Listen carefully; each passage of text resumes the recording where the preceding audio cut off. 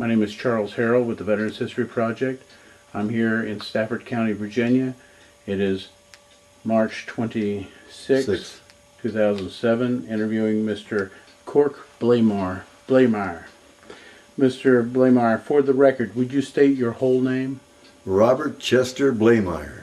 And they call you what? Cork. Have you always been called Cork? Yes. Way back from elementary? Way back from the 30s. What is your current address today? 4 Turtle Creek Way.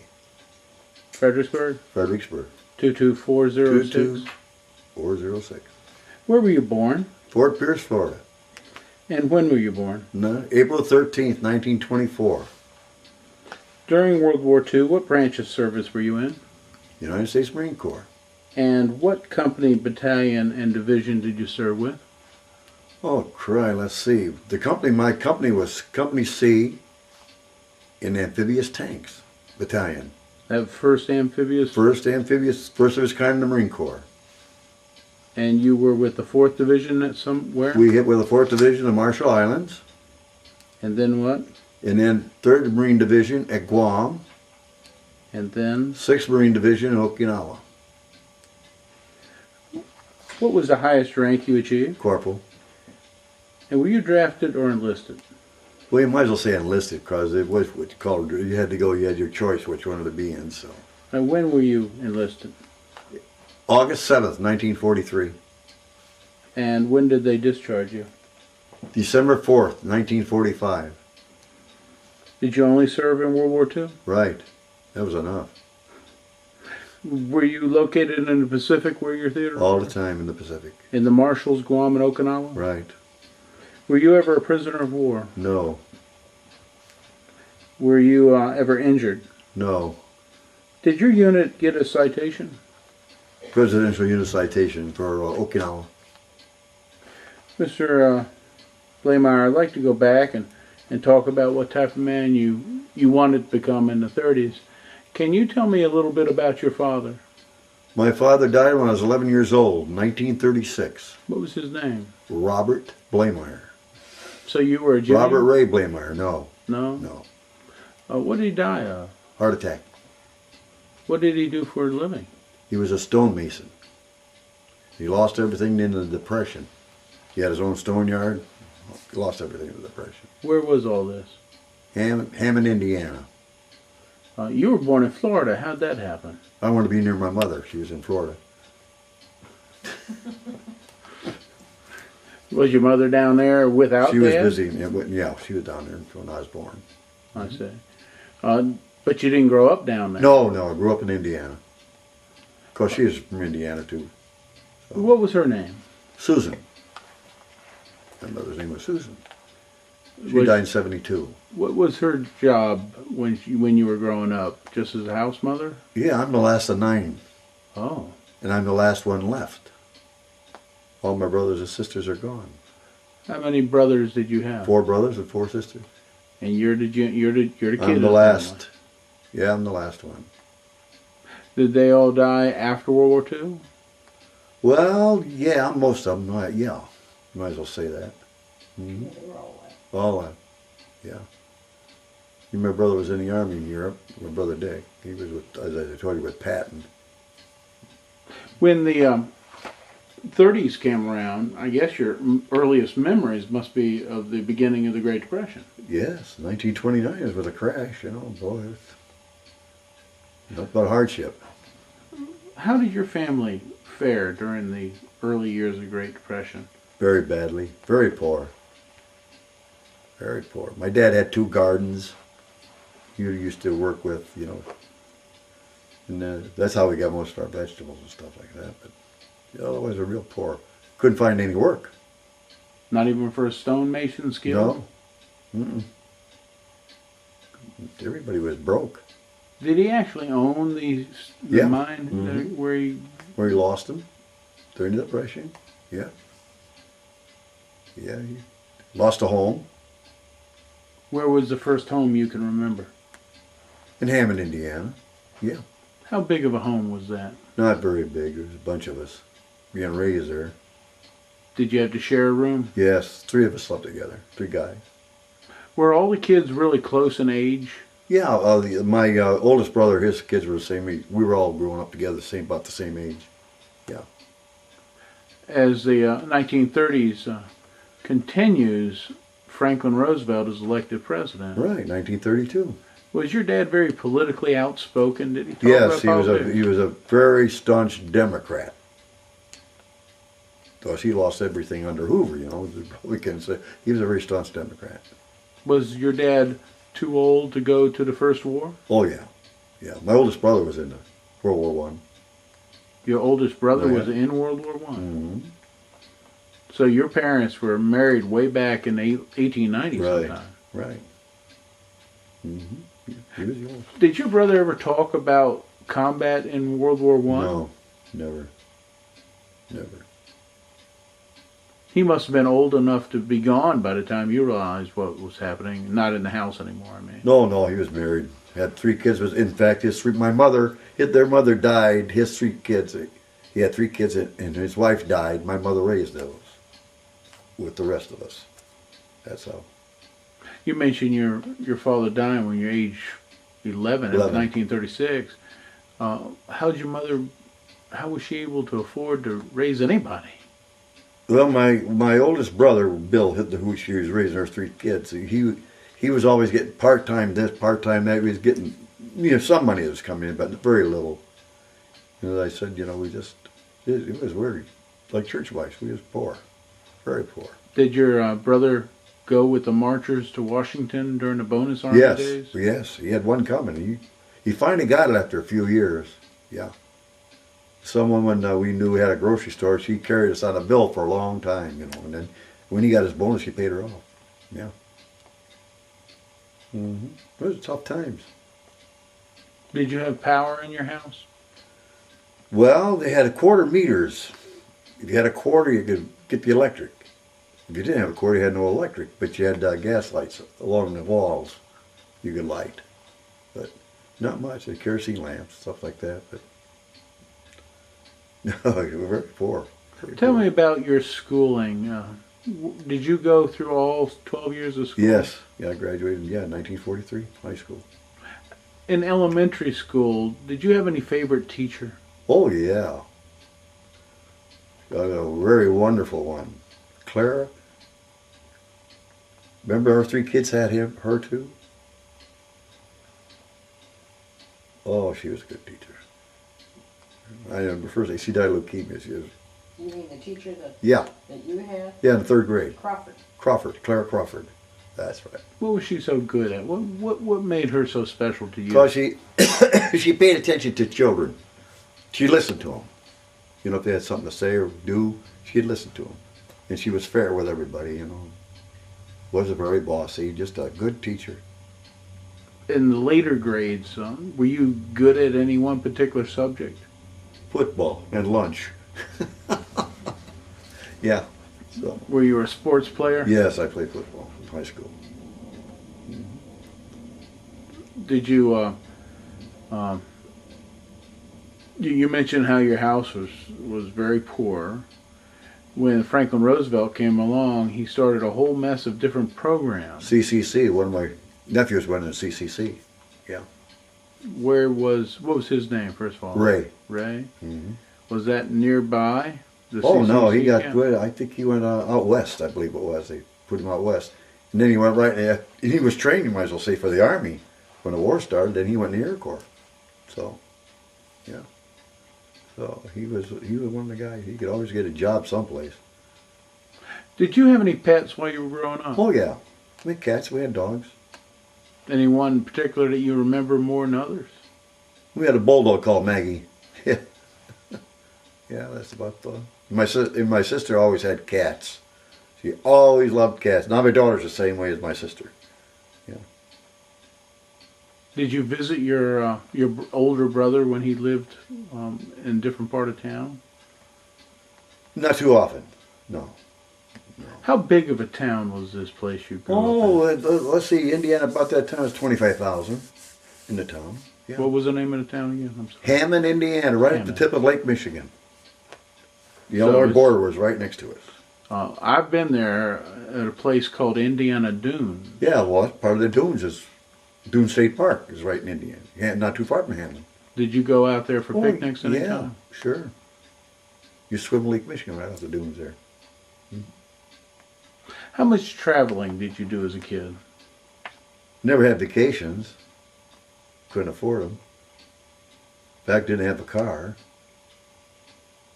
No, we didn't do much traveling. Mm-mm.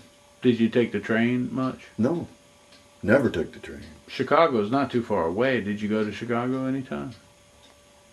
Not when I was a kid like that, no. I did ride a train. We used to kick coal off the coal cars we hide behind a laundry, and we had a side track. We were right next to railroad tracks. And the coal cars would come up, and a bunch of us kids would jump on and start kicking coal off, and then run home and get your basket, your gunny sack, and fill it up so you have burn coal. Because everybody was in the same boat in our neighborhood. Poor. Mm-hmm. Was your neighborhood a dangerous place to No, be? very good place to raise. No, it wasn't dangerous at all. We didn't have the vandalism like you have now, or the troubles you have now. Not in the Depression. Everybody looked out after everybody else. Who was your best friend growing up? Oh, jeez. I had many best friends in that neighborhood. Oh, let's see. A kid by the name of Crawford.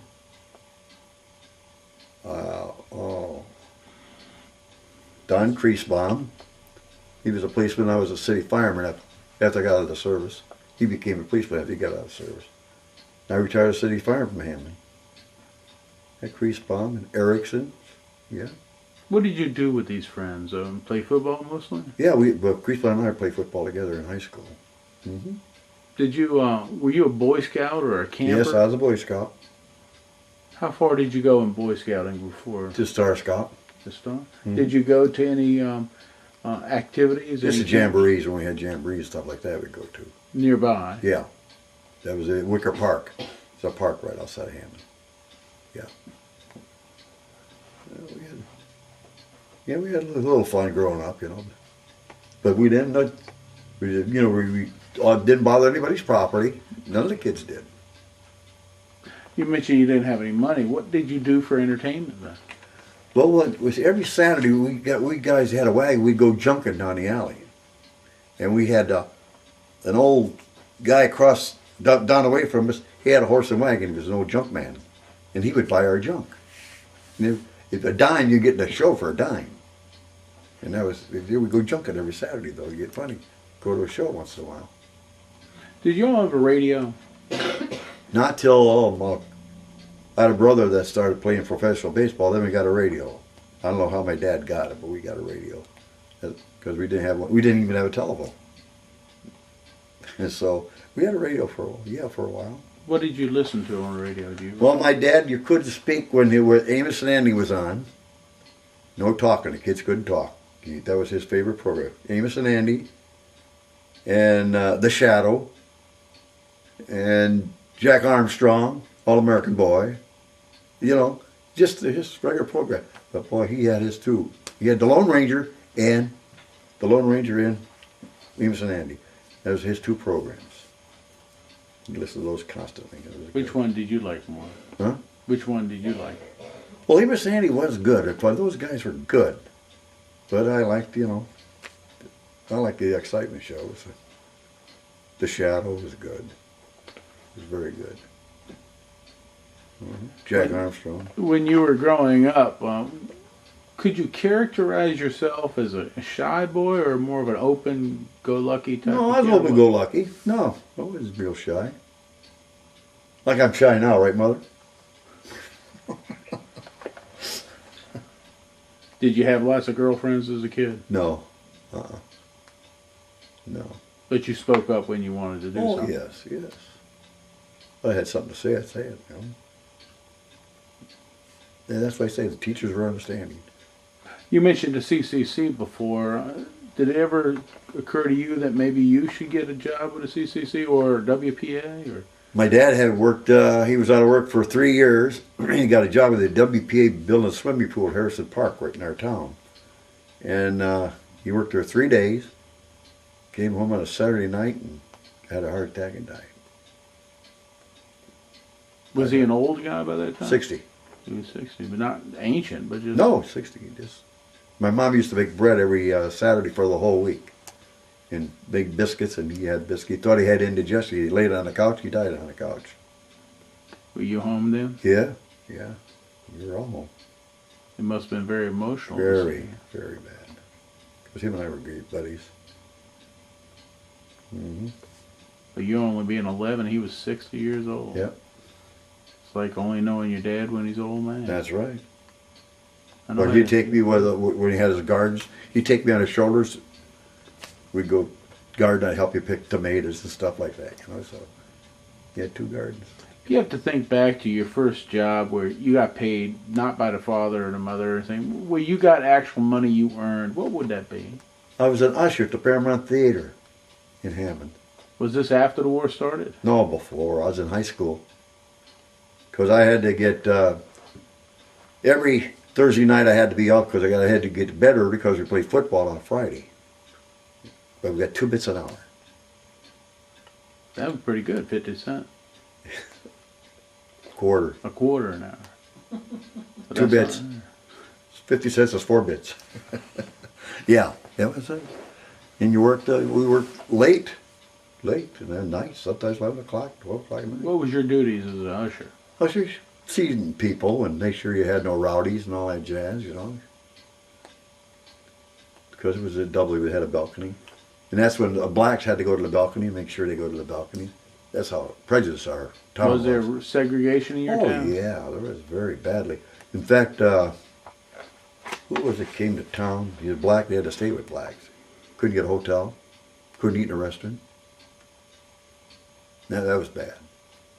And I had, one of my close friends in high school was a black kid.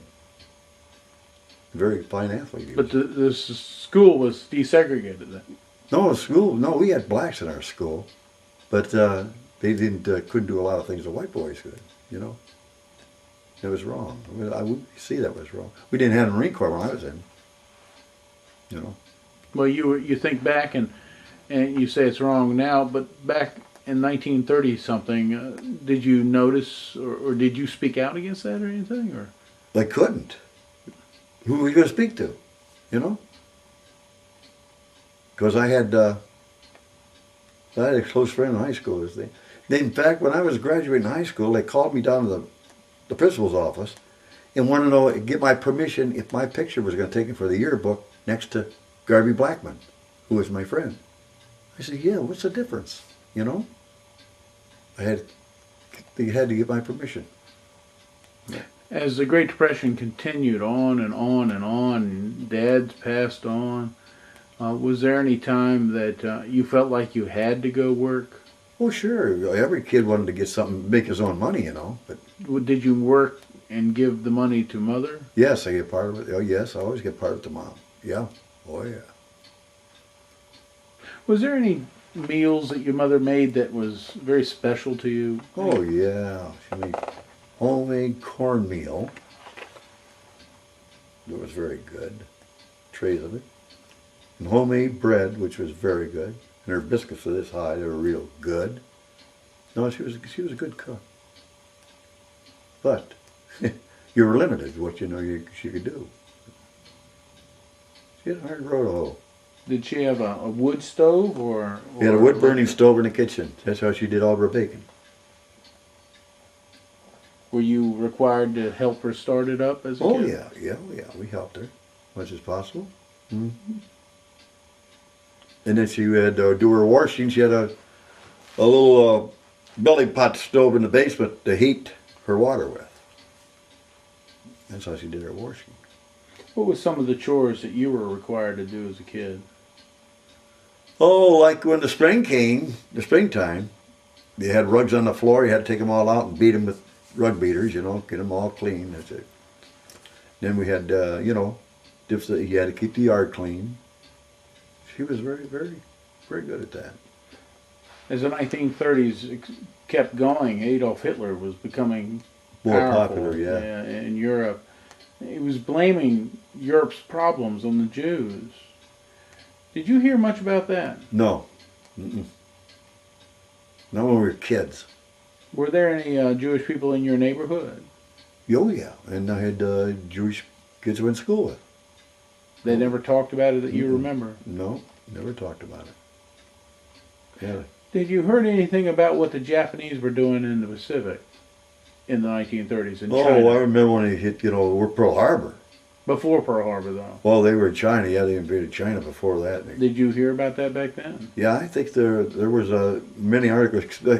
The rape of Nanking, especially when they killed 350,000 people, civilians. So, yeah, we heard about that. But I never thought I'd be fighting them. But Where did you hear the first news when geez. Pearl Harbor was hit? I was in high school, December 7th, 1941. Oh yeah. And it was just spread like wildfire. Everybody was talking about it. How'd you hear the news? From kids at school and everything else, we all did turn the radio on at school, and you could hear everything was going on. Roosevelt talking and all that. Mm-hmm. How'd that make you feel when you were about 14, 15 years old? Well, we tried to enlist in the Marine Corps before I graduated. And the sergeant says, he asked us what we were. We said we were seniors. He says, go back and get your diploma, then come back and see me.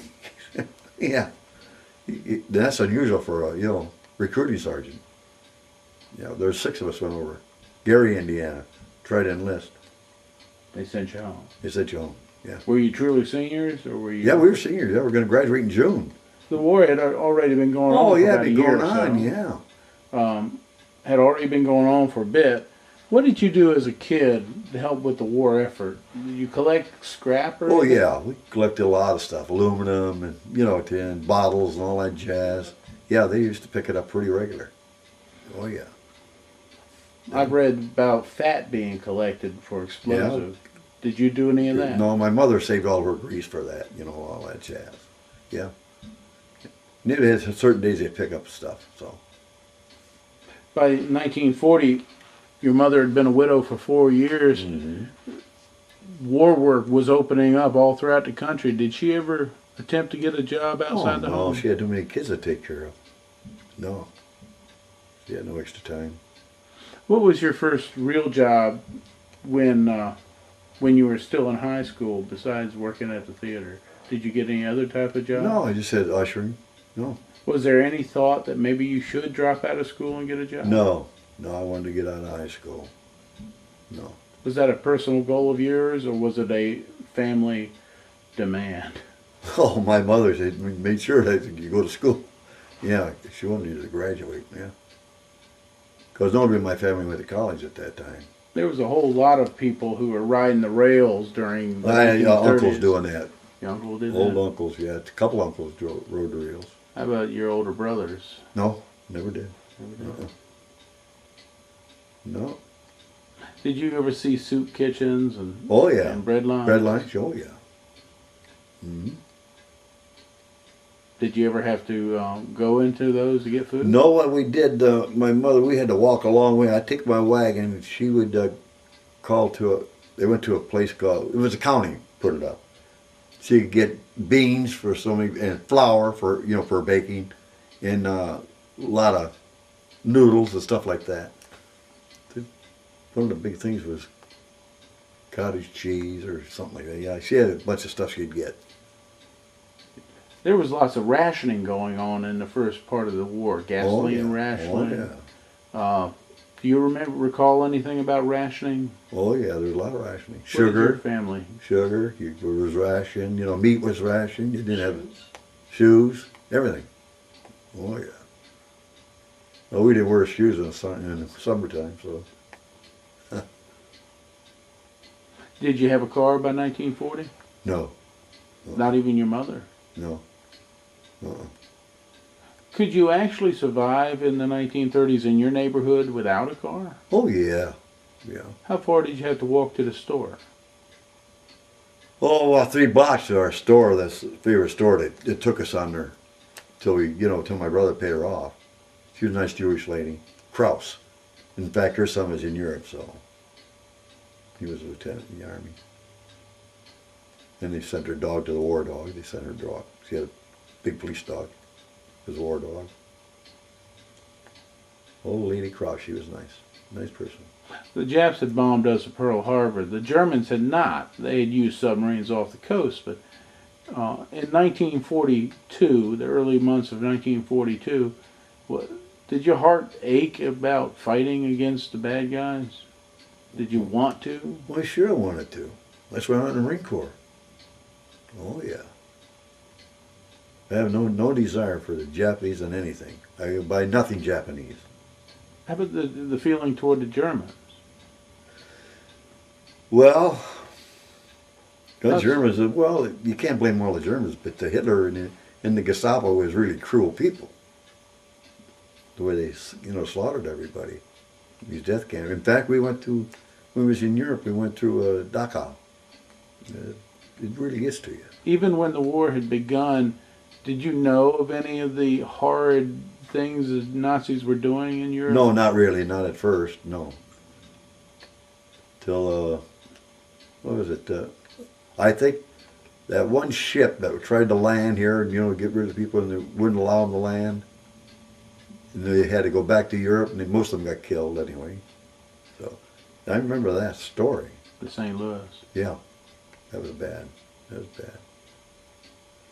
Well, 1942 goes throughout this whole year. We're not doing so well, especially the first half of 1942 in the Pacific. We're losing battles. That's right. Big turnaround at Midway, 1942. That was the turning point of the war. Do you recall when you heard the news about that? Yeah. What happened in your town? What happened in my town? Mostly people couldn't do too much, but they did demonstrate how happy they were, that this happened to the Japanese. And I was against, I don't think the Japanese should have been interred like they did in California, where they took everything away from them. I don't think that was right, because they didn't do it to the Germans and the Italians, Did you see any Japanese Americans or Asian Americans taken away? Yeah, well, from your no. neighborhood? No, I didn't have that many in our neighborhood. But when I was on the coast, they were still in camp. When I was in San Diego, I was going to a boot camp, and it was sad. It really was. It really was. I think it was. Well, most of the Marines thought so too. That wasn't right. They didn't do it to the Germans. They didn't do it to the Italians. You mentioned how you tried to enlist earlier. Yeah. Before you graduated, but you didn't. No. You waited until We all graduated in together. So. Did 6 you of us. immediately go after graduation Right. to recruit? We graduated in June. In July. It was August. We got in. So. Why the Marines? Yeah. I always thought the Marines were the best outfit in the world. They still do. I think they had it. I had a nephew that was in the 3rd Raider Battalion, and he really liked the Marines. And then, who else? Well, there's a lot of the hometown boys left for the Marines during the war. In fact, one got the Medal of Honor from our town. Did anybody write you about what the Marine Corps would be like? No. Beforehand? We found out ourselves. Boot camp, you learn a lot. Well, here you are. You going into the Marine Corps in the middle of a war. Uh-huh. Your older brother had been in World War I. He never tried to convince you not to go or No. not to enlist. My mother lost a young brother in World War I in France. What's your mother think about you enlisting in the U.S. Marines? She wasn't too happy about it. In fact, when I go almost re-enlisted again because home life wasn't too good when I got home. So my buddy and I were gonna enlist again, and she broke down and said, "Don't do it to me again." So I just dropped it. Then I met the girl who lived across the alley from me. That was after the war. That was after the war. Did Well, I you wouldn't know- have been married. I wouldn't want to be married in the war. No. Did you know her before? No. No. February after. February after I got home. Did she actually live across the way from Across the alley from me. you? Before the war? Yeah. No. Well, I don't know if you did or not. What? You live across the alley from me before the war? I lived there from the time I was Well, a then kid. she did. I didn't meet her till after the war. Was this a large apartment type of building you all lived in? Oh, no. Just a house? Just a house. Was the whole neighborhood basically the same size houses? Everybody was the same boat. Yeah, about the same size houses. No great big mansions or nothing, like this. When you did go enlist in the Marines, you said you went with 6 other buddies? Well, there's 3 of us went together that left together with the Marines. Yeah. But the one we tried to enlist, there were 6 of us. Well, tell me about the other 3 guys who went with you. Do you recall their names? Yeah, one was my best room, best man at my wedding. He was named Sweet Erickson. Bob Erickson was his real name. And then Everett Thomas. In fact, he's still in here. We get together quite a bit. So the other one died. Erickson died, but Thomas, he was a retired school teacher. And his wife was a retired school teacher. So you went down there to enlist with your buddies? Yeah. For an adventure around the world? Yeah, for an adventure. We didn't know it. Well, a young guy always wanted to see action till you see it first. If see it once, you've had it. That's it. You don't want to see no more action.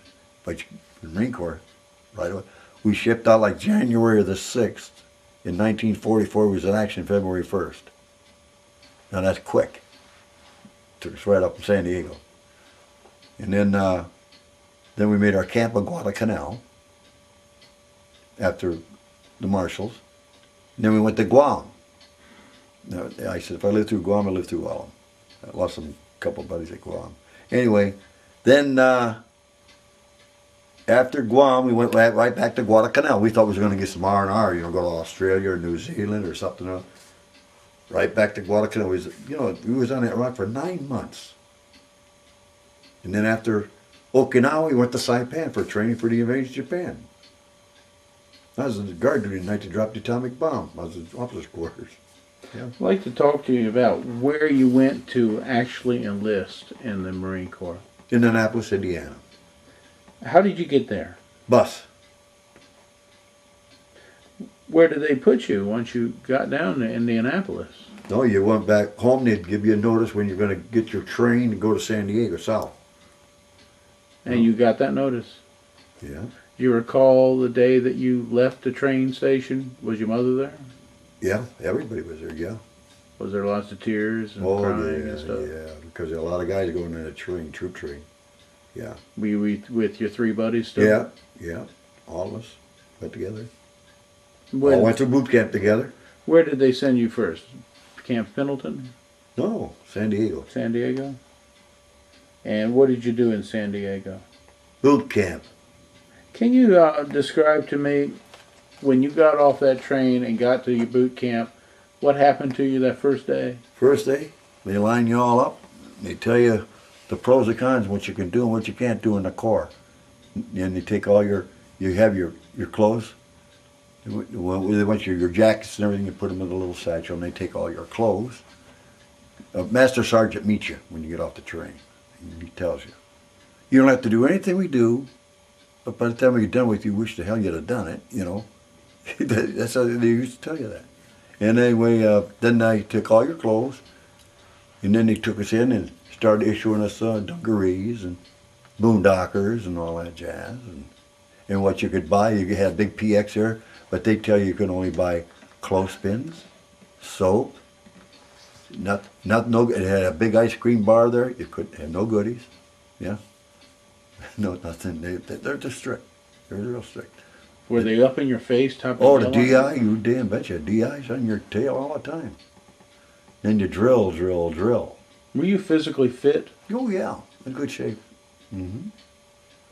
For boot camp, were you able to accomplish any mission they gave you? Oh, yeah. With your obstacle course, yeah. You time you on the obstacle course, you don't do it, you got to keep doing it again until you do it.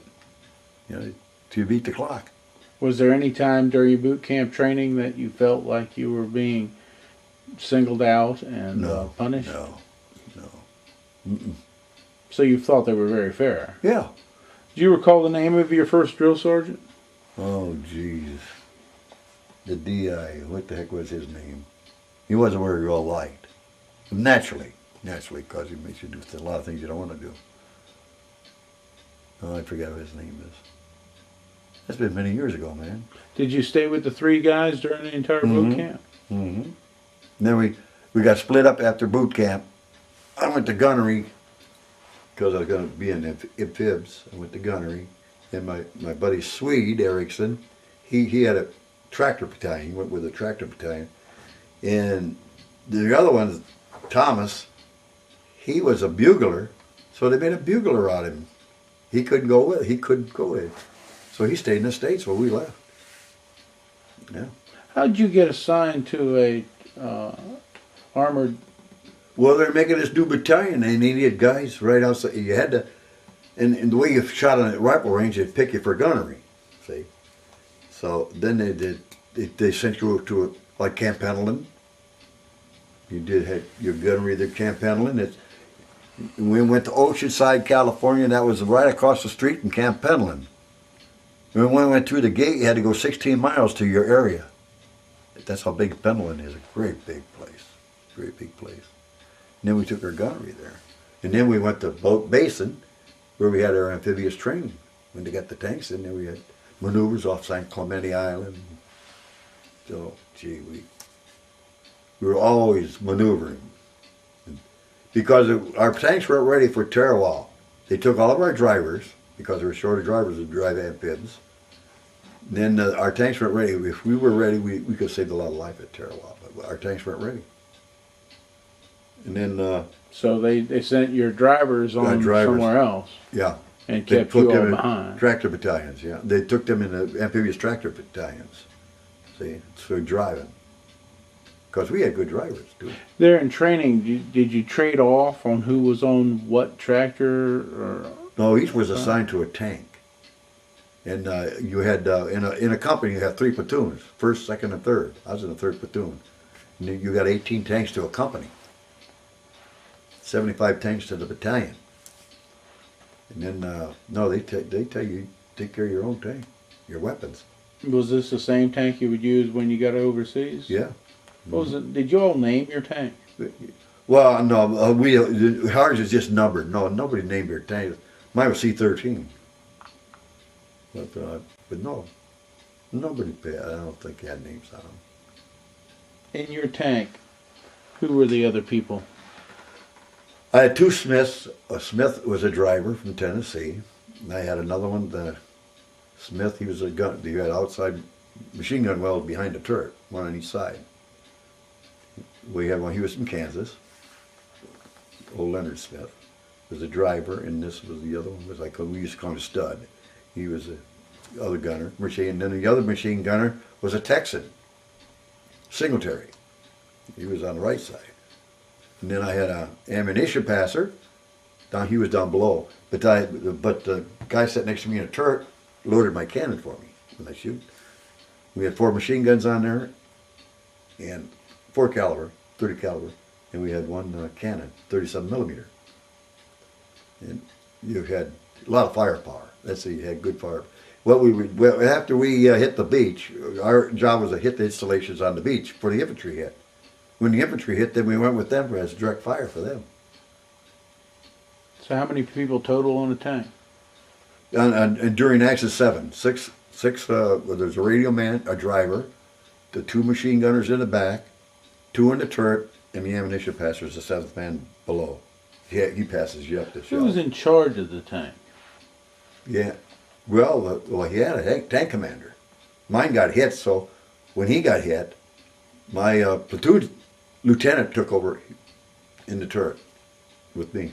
He was loading my cannon for me, the lieutenant. He was a good guy, Iowa farm boy. Lieutenant Holder. Lieutenant Holder. From Southern California, they send you off to battle. Where do they send you first? The Marshall Islands. To the Marshalls. When you got to the Marshalls, did you go aboard? Well, you went across on a ship. Yeah, the LST. Did you get sick? No. Well, yeah, on a storm going first over. After that, I never got sick a bit. We had a terrible storm going over when we first left the States. We had a terrible storm. The waves are coming over. And they always put 2 Marines with a sailor on watch. 4 hours on and 4 hours off. And we always got the fantail where they had twin 40s in the fantail. And the waves were breaking up over us on the fantail. You know, we were all 2 of us huddled under ponchos. Oh, jeez. Anyway, they tell you to watch for submarines. You can't see your hand in front of your face. Watch for periscopes. You could see nothing. Anyway, but when after that storm, we're never going to see sick again. Because we had another storm going looking out. Boy. When you went to the Marshall Islands, were you in an invasion there? Yeah, we took the airstrip. Yeah, that's we took Roy Namur. Airstrip. And caught the zeros on the ground. I'm trying to get a picture of what your ship looked like. Did they make any intermediate stops before the invasion, or did it go directly there? Well, no, we went right from the States. We was Kauai. We were the first Marines to ever go to Kauai. We stayed there 3 days loading up with ammo. And then we left there. We didn't know where we were going. We were left there, and then they break up the stats before you hit, and they tell you what you're going to do. And our platoon attacked this airstrip. When you went to Roy Namur, did they open up the front of the ship and have you drive out into the water? Yeah, they go down a ramp into the water. They leave us off 40,000 yards offshore. That's almost 5 miles. Yeah, 4 or 5 miles. Yeah, they leave you off. You go down a ramp. You got to go down real slow. If you go down too fast, you go right down to the bottom. That 18 tons will go right with you, I know you probably did it in training beforehand. Yeah, we did, yeah. During that training time, when you first left an LST on a 18-ton tank, what did it feel like to go into that water? Oh, it was exciting. No, they made everybody get topside but the driver. Everybody's topside because if you go down, you got a chance to, to swim away. But no, everybody was topside. And then after he gets leveled off, then everybody gets in their position. Did that happen in the real invasion too? Oh yeah, going off. Oh yeah, they go down like that. Everybody's topside. Yeah, and then you go down the ramp. Did you ever see one of your tanks go right off the boat and sink? On maneuvers, we had a tank that went right straight down. Lost one guy right there. And then they had one, if you run out of gas and then your bilge pump doesn't work, you sink. If you run out of gas, you got a bilge pump, pumps your gas. You have water out, you sink. And a lot of these LSTs, we had some of our tractors that pull up to them, and they wouldn't gas them up. Yeah, Navy, our boys, they wouldn't gas us up. And you lose a tank, it'd sink. Yeah. Another ships would pick up the survivors. It was bad. That was on maneuvers. As your first invasion starts, you know you're going to be in combat. You know you're going to get shot at. That's right. You come off the LST, and you're 5 miles from the island. You can't even see the island, can you? Oh yeah, yeah, oh You yeah, can? yeah. Everything's blowing up on it. Oh yeah, you can see it. It's at least a 45-minute ride. Well, you got to form your lines too. You got to wait till the other guys get all out. Then you're going in the circle. Then you go in. You got the position you're going to go in at. To tell you ahead of time where you're going to go. Each guy. Like on Guam now, we assaulted Asan Point that stuck out like this. Just my platoon. The other guys, when there's one gun we couldn't knock out, and they were hitting our tanks pretty bad on Guam. We assaulted, and there was so much mess because the Japs shelled us all night, mortared us, machine guns going all night, blowing up the ammunition dumps, and there was no room for our tanks on the beach. So Asan Point we assaulted during the day. My lieutenant was on my tank. He says, "What? Let's put these 30 yards apart. Put our tanks 30 yards apart along the point." In the early morning, he says, "I got a funny feeling. Let's get out of here." Rolled out. The Japs had a zeroed in from the night before. Bing, bing, bing, bing, right in a row. 6 of us, right in a row. They followed us all the way out to the coral reef, so we got out of their range. They were good at mortars, very good. And our job was too, when the Higgins boat came up, because they can't cross the coral reef. My job was like tank, you pull up to this Higgins boat with a Sherman on it. And I had to jump out and dog him on, or hold it onto the coral reef while the Sherman gets off. And the mortars and machine gun fire are going all around us. And I said, if I live through this, I will live through anything, Anyway, you see the jets, here comes the Higgins boat with troops, 33 troops. They put one in the back, one in the front, one in the middle, and gives you guys flying through the air, That's amazing to see, I tell you. You never forget. Anyway, then we had Then we had to I had to jump out and unloosen it. Then we had to lead the Sherman past the shell holes so they wouldn't sink all the way to the beach. How deep was the lagoon area on the other side there? Quite a bit. It was really deep. Yeah. So the they Sherman sank- was they sank. actually was riding on top of the coral. Yeah. Yeah. See, the Higgins boat was sitting there. They got off. When the Sherman got it off, then they started moving. Then we had to get in front of them because we wouldn't sink in a shell hole. They would. They did. A lot of them did. And then we had to guide them past the shell hole all the way to the beach. That was tricky. It was tricky. When you first hit the beach at Roy and Namor, your tank went up over the coral, Yeah. into the lagoon, and then back up onto the beach. Mm-hmm. Were you just firing like you can't imagine? Well, sure. Sure. My 30-something millimeter was getting hot. Yeah. Did you see what you were shooting at? Oh, yeah. Well, I had a telescopic sight, and then I had a periscope sight, too, called crosshairs. And then one down below, like next to my machine gun, bring the target real close. And we had what you call a stabilizer underneath the gun. When you fired it, brought it right back to the target. Right back. So you wouldn't go up and stay up. You go right back to the target. Could you claim to be claim a hit on a target? Definitely, you knew you hit it. Yeah. Oh, yeah. Oh, yeah. When you aimed in on a target, how did you know it was there? I'm told the Japanese had mostly. Well, this hidden one that gun I stuff. said we couldn't knock out. I kept blasting that way. We knew where the firing was coming from, but we couldn't get to the gun. Couldn't get to the beach. It's too crowded. Did your amphibious tank ever get hit? Oh yeah, with bullets. Yeah, my tank commander, they hit the turret going up and got him. How did he get hit? We were watching dive bombers coming. The SPD dive bombers were coming out, hitting planes that were on the ground. And he said, "Look at that, Cork," and it goes like this. And the bullet went through the back of his hand, exploded in his palm, blew these 3 fingers off. And I'd have got it in the stomach if he had it in his hand there. And I grabbed his hand, I went out didn't even know the turret was hit. You could see the 3 bullet marks on the turret. And I took him out, give him morphine, put a tourniquet on until we get Corman. And the hospital ship was laying offshore, so they got him early. And he came to Camp Pendleton after the war, and they took 32 pieces out of that hand. Some shrapnel out of his hand. But he lost the 3 fingers. Did it seem like it was a time that was surreal or something? Well, sure, I had hot BBs go right through my dungaree jacket all the way up and down my arm, but I never got, burned or anything. So I heard him let out a yell and all the blood shot all over my side of the tank, so. But he was hit hard. Could the bullets the Japanese were firing at you go through your tank? Well, some places it could, yes, because we didn't have that much armor. We weren't like a Sherman. Did it go through your tank at all? No, it hit the turret. We had the most armor in the turret. It hit the turret in 3 shots. We didn't know it was being hit, though. We couldn't hear it because the planes were diving up over us. And, jeez. Oh, Edwards, he's from Santa Ana, California.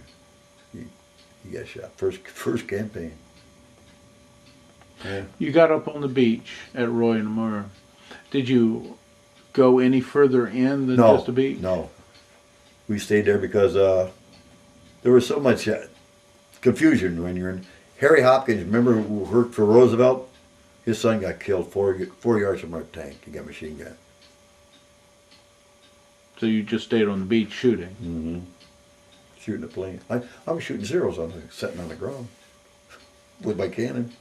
How far away was the airstrip from where your tank was? Oh, not far. Not far. 100 yards or more like Less, half mile? less. Less. Yeah, the airstrip, yeah, it was almost to the beach. Why had not the Japanese taken off yet? And I don't know. flown away? We caught them sleeping, I guess. They didn't think we was going to go there. I think they thought we were going to go hit another spot. They didn't even realize we were going to hit the airstrip. I'm glad they didn't. When you pulled the trigger the first time and you knew you scored a hit, Oh, sure. how did that I got feel? lucky triggers, boy. I had one for the machine gun and one for the cannon. Yeah. How did it make you feel? That knowing Wonderful. you had killed a Jap. Wonderful. Yeah. Because I don't really know how many I killed with a cannon, you know, when I was hitting them. Because we had canister too. Did they make a bonsai charge of any sort there? Not there, they didn't, no. How long did this whole episode last for you on Roy and Namur? Just a couple days. That's all we was there. Constant They fighting? pulled us out, yeah. Yeah, they pulled us out of the line after the infantry took so much, then we pulled it, they didn't need us, so we pulled out. We went on LSD instead of an LST. How about at night? What did you do? Just stay in the tank? Well, when we was along that Asan Point, yeah, we stayed in the tank. Oh, yeah.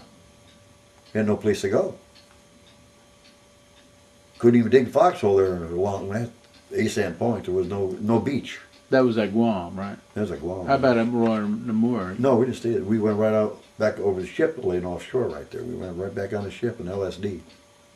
What is that? An LSD? It's they only had 5 of them in the Navy, but they drop a back ramp and they pump water in it, and then you come in, and then they pump the water out and you sit on the deck. Yeah, after they close the back, they pump the water out.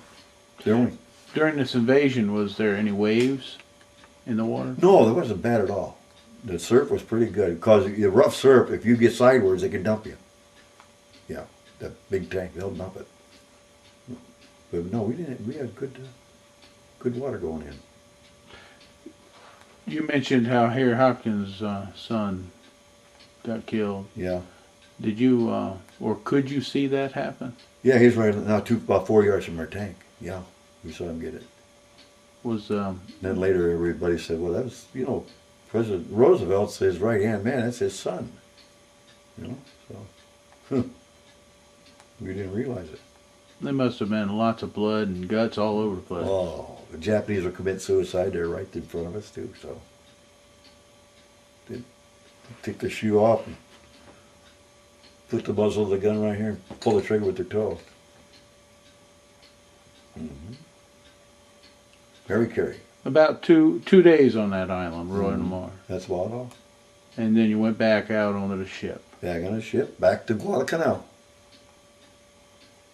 Guadalcanal's been described as a rat hole, It is. ant hole, a crocodile cesspool. I told her every man that fought on Guadalcanal should have got a medal.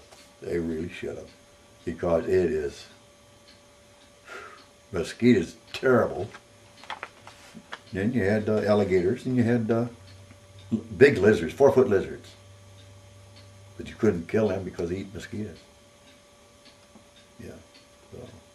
Where'd you camp on that base? We're at Guadalcanal? Yeah. We're in the Telluride River, right? We had to be right near a river where there's water to get us to the ocean, you know. So, yeah, because... So you drove your tank up the river and then got out on the river. Right. And then you can see the Florida Islands in Tulagi and Tanabogo and Savo Island, all from where we were at. Right, we were right close to the beach. So, because we used to, in fact, we'd go to a working party over there at the Florida Islands. When did you make your attack on Roy and Namur? What? Remember the date on that? February 1st, 1944. The fighting at Guadalcanal had pretty much subsided by that time. Yeah, oh yeah. Our camp, because we made our camp there already. Yeah.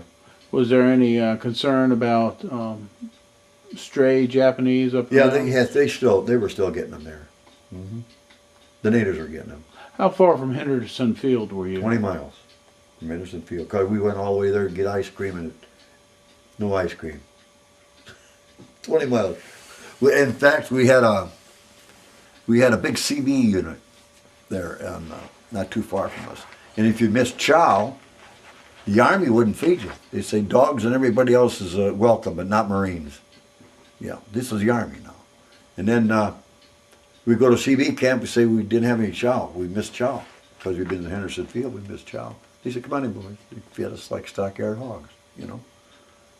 They were good guys. Was the food on board ship different than the food in the base camp at Well, Guadalcanal? it was different. They would feed the Swabbies first, and then they'd take all the good stuff off the line when the Marines start coming through. Yeah. They were terrible. The Navy was terrible. Now you can see, I can see why the Marines and the Navy don't get along, I tell you, right there. They treated our general terrible. Oh, Metzger. Tell me about your commanding battalion officer. Oh, he was wonderful. Strict, disciplined, but we had a good outfit. You gotta have discipline and have a good outfit. You have a small enough outfit where you got to know the Oh, commanding yeah, officer well yeah. enough? He came to our reunions. He just died this year. He came to our reunions. Yeah, he was, because he was a major when he took over, and then when he was on the canal, he made lieutenant colonel. And then after Okinawa, he made 2-star general. When you got past your first invasion, had you been promoted to corporal yet? No, not till later. Not till later. The PFC. How long did you stay on Guadalcanal before you redeployed for your next invasion? Well, let's see. Well, we had a little problem because Guam, we were supposed to hit Guam the day after they hit Saipan, and they held us in reserve. We kept going between Marianas and, not Okinawa, but our first battle, back and forth for about 36 days, back and forth. And then we finally hit Guam. That was July 22nd, I think it was. What type of training did you get for that invasion? Any additional training? No. Mm-mm. Mm-mm.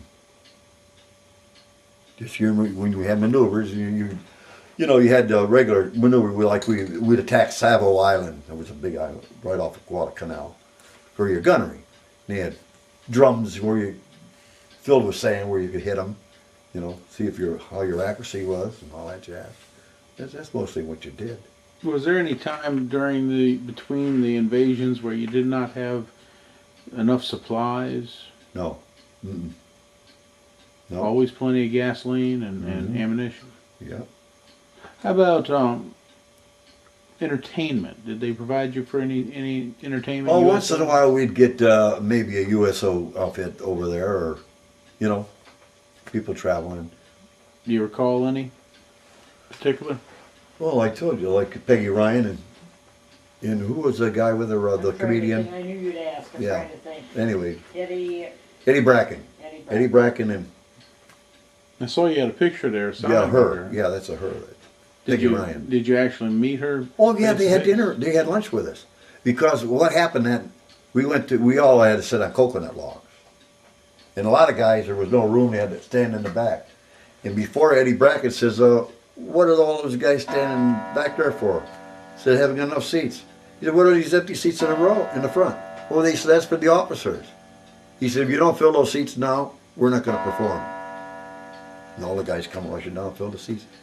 They no sooner get settled, here comes the officers. They looked in, they turned around, went back, they threw them 2 off the island. That's how they did. There's a lot of politics over there. Yeah, so they had lunch with us, and they told us what happened. They said, "We're going back to the States. Don't you wish you was going with us?" We was on Saipan then. So they threw them off the island. You mentioned your next invasion was on Guam. As you approached that island. No, that was bad. That was bad. A lot of fire. We lost a lot of guys there. In fact, we took part of the 3rd Marine Division was topside. We got to sleep topside, but they were below. But we took a whole company of 3rd Marine Division, and they lost 36 guys when they hit the beach. They actually rode on top of your tank? No, on top of up topside. No, not on our tanks. The ship. They all did sleep topside. Okay. The infantry, and we had bunks down below. Anyway, but they lost 36 guys when they hit the beach on that group that we had taken from Guadalcanal on our outfit, on our ship. Had you become close enough that you could talk to any of the infantry? Oh yeah. They had some black guys with them that put on a show for us. Really, they were good. But they called it the slave battalion. The slave battalion. And what their job was, when there was so much dead floating in the water was running red. On Guam, we hit it. And torn up bodies that were all in. Their job, they brought this 4-wheel job out there picking up all the bodies and taking them to the grave registration. That was their job. A big old bulldozer of some sort, huh? It was like a big old not flatbed, but with wheels on it. They'd go out to the drink, as far as they could in the water, and pick up the bodies. Bunch of black guys. It's called the Slave Battalion. Were they part of the Marines? Yeah. Yeah, they were part of that. That was the first time we saw blacks. We took from Guadalcanal there. There on Saipan, did you run out of ammunition? Nope. Well, Saipan, weren't in the action. I mean, not Saipan, Guam. No. Mm-mm. No. They fired a lot of rounds there. I lost 2 good friends there. Tell me about them. They went through boot camp with them. What happened? One guy, the shell went through the turret, took his head off. And little Anderson, I don't know how he got killed, but he was killed. But O'Neill is the one who was killed. Went to boot camp with him and young Anderson. Was it close enough that you could actually see this hit? No. No, it just happened. I heard it. I heard about it. Did you ever see one of the Amtraks in your company get blown up? Yeah, one hit a landmine. When we was leaving, I think we was leaving the Marshalls. We ran over a landmine, killed one guy in the tank. Yeah.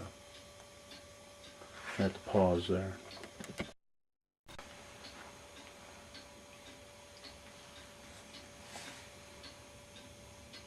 Can you tell me about some of the things you saw on Guam? Well, I was on a burying detail and I saw a lot of messes there. You were outside your tank at this time. Yeah. We stayed in the foxhole the first night and we thought we was going to have a counterattack. It didn't happen. Anyway, the sergeant says, you and you guys just volunteered. For what? You're going to be on a burying detail. They're bringing the guys down from the hills that were killed, and the infantry boys. And then they had, everybody had to dig a hole. Everybody had to dig. They'd bring one body and put it alongside your hole. And some guys were real bloated and turned black, and it was a mess. And then all the unidentified were all in one pile over here by themselves.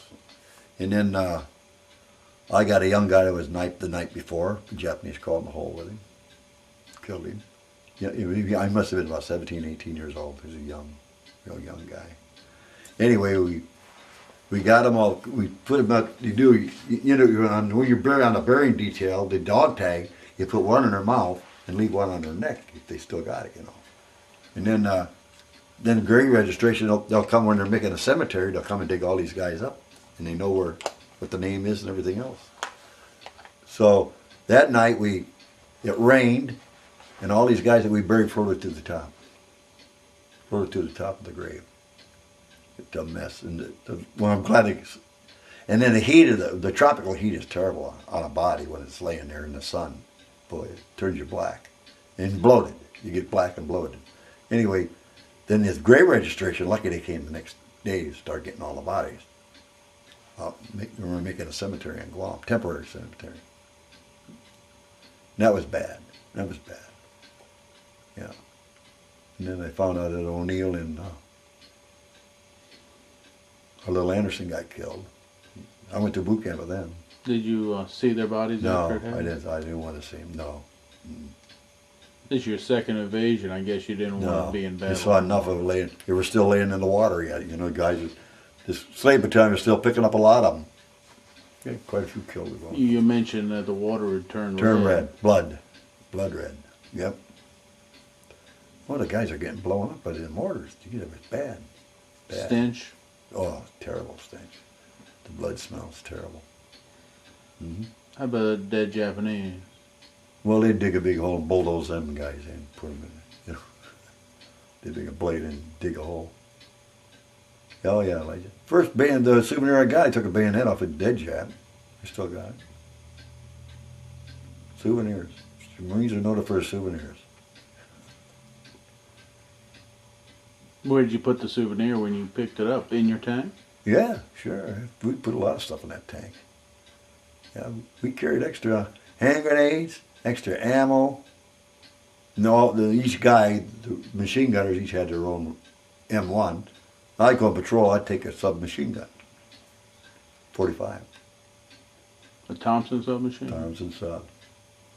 You hit them with that, they stop. They stop. Did you have to use that? Once, only once. Only once. But patrol, it was dangerous in patrol.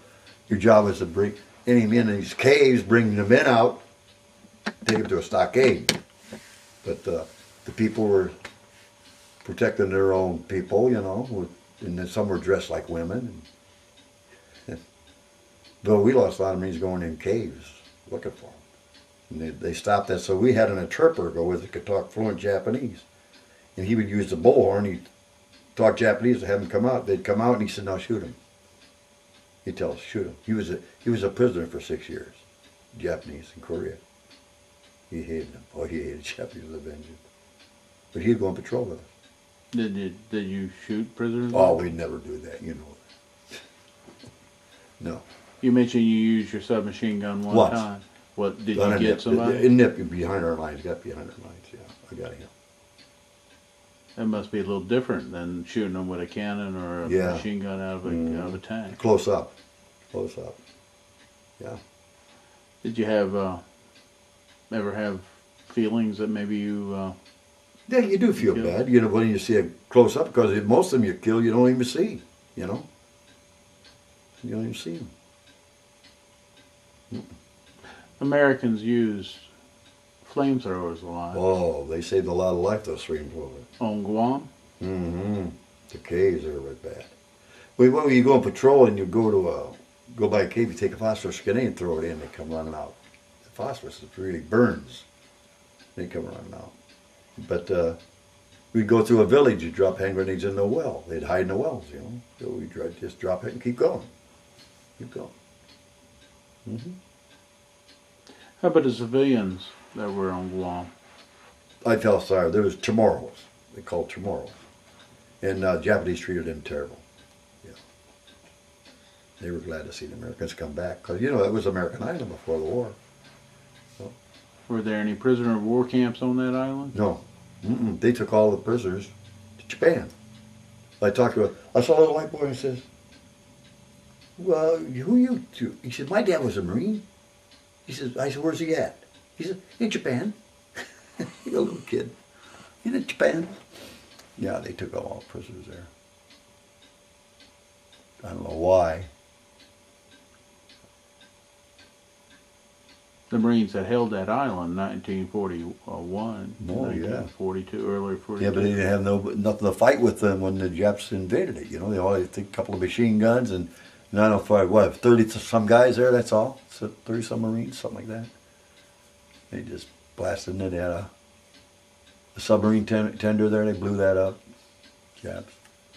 But we were the first ones, my outfit was the first ones to go into the capital of Guam, Agana. How big was this island? Oh, pretty big. One of the biggest in 10 miles Marianas. across or something? I'd say it is one of the biggest in Marianas. More than 10 miles? Well, I'd say so, yeah, it's a big one. A lot of caves, a lot of mountains. A lot of bamboo forest. Typically, you would have stayed on the beach. At Guam, you did not? No. We went in and we direct fire for the infantry again, see? So. With the tanks? You were Yeah, we'd go with the infantry. Did you see any airfields there? No, I wasn't on taking the airstrips. Some battalion took that. Infantry battalion took the airstrips. No, we didn't get up that far. That was something. No, we didn't get up that far. How many days did you stay on Guam? Oh, I don't know how many weeks. It's in my book. I got a Weeks and weeks or more? No. Just a couple of days? A few days. Because what we did, we did our position and got our position done. Oh, and I had my tank. We're the only platoon that did lose a tank, and the next day we had to go over. They called a little island called Capris Island, Japanese held, connected by a causeway. So the infantry needed the support. So my platoon, we got all together, all 6 of our tanks, and we went in and attacked this. And there's caves with cannon in it. And I know Shorty Worth, this little guy who was in my picture with me, his tank was right next to mine. And he hit the top of one of these caves that caved in right onto the big gun. That's my take. We was all shooting at these caves coming in. The infantry was, oh, they were happy about it. So his tank got stuck in a hole. No. No, he was right next to me. And he fired at the top of the cave, and it just caved. The whole blast hit the top. Boom, right on the gun. Otherwise, the cannon would have been at us. Yeah. Did you ever capture personally any prisoners? We only took one prisoner in my company. One prisoner. That's all we ever took. And most of the prisoners, like we were capturing in Guam, old Halsey pulled in there, and he saw about 14 prisoners, I think there was. He says, "You mean you Marines took some prisoners?" Well, what they used to do is interrogate them and shoot them. That's what they used to do. They didn't mess with them. What they did to our guys, jeez. Did you all have any people lost as prisoners to the Japs? No. Mm-mm. Even on patrol, no, we stuck together on it. No. When you went on patrol, did you lose any people? We thought we lost one guy, but he showed up. Yeah, I thought he fell in a hole or something, but he showed up. We thought a Jap got him. When you went out on patrol, was it people from your company or just Marines? No, my company. Just, yeah. But you didn't bring your tank along? Oh, no, we were bivouacked. And then they'd say, you're going patrol. You go through these villages you've never been through before. Kind of tricky. What type of tent did you stay in when you were in bivouac? Pyramid tent. It'd be pyramid, 6 guys to a tent. Did you park y'all's tank? Yeah. In a square sometimes? Sometimes you'd fix your tank there and you'd dig a foxhole right under the front of it, where you had the cover and everything else. So that's what I did in Guam. Huh. My radio man, I worked partners in the foxhole. Mm-hmm. Must have been pretty hair-raising at night. Yes, at night's very scary. Infiltration, very scary.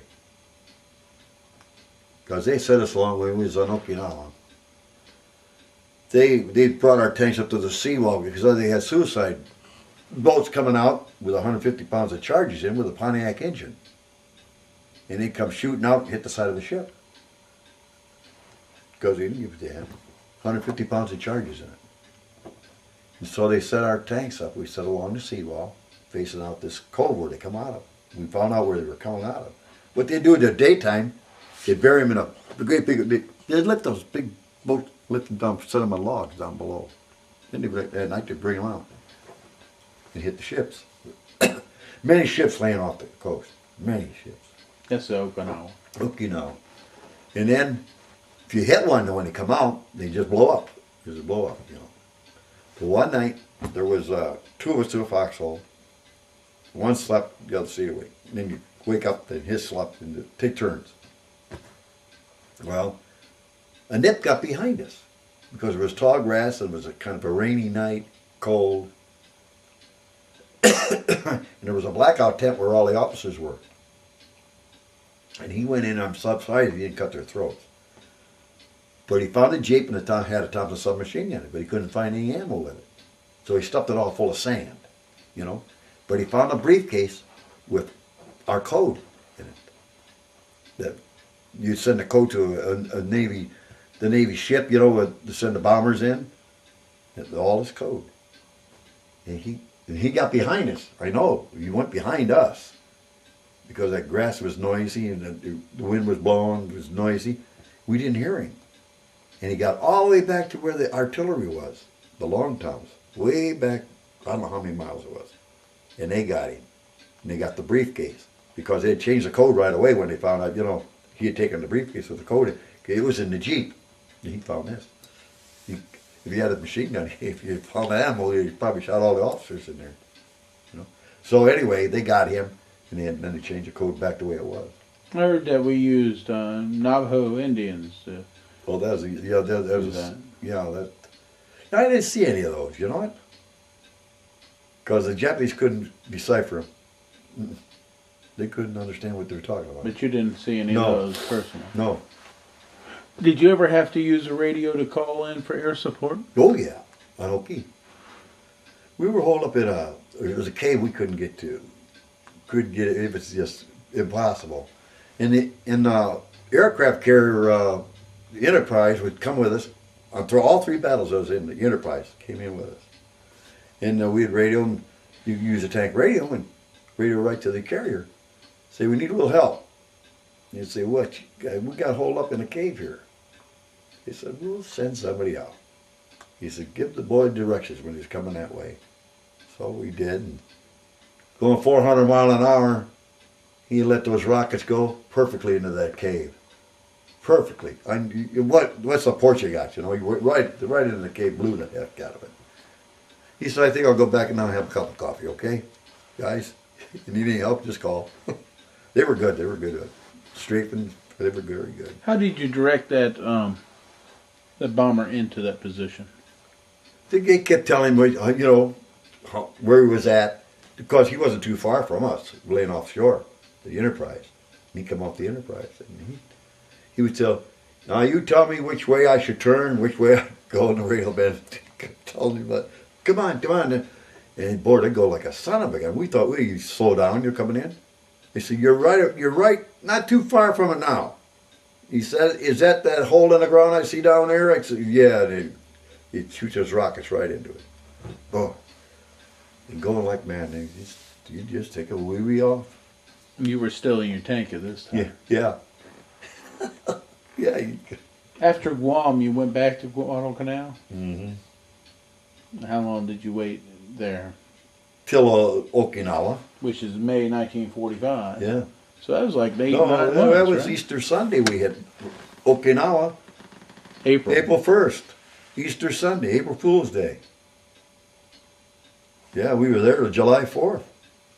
So you had a respite for about 6, 7 months or so. That's about it. Yeah, I told you we had about 9 months on Guadalcanal. Miserable. We had pyramid tents. It took us about, we made camp there, first time after the marshals.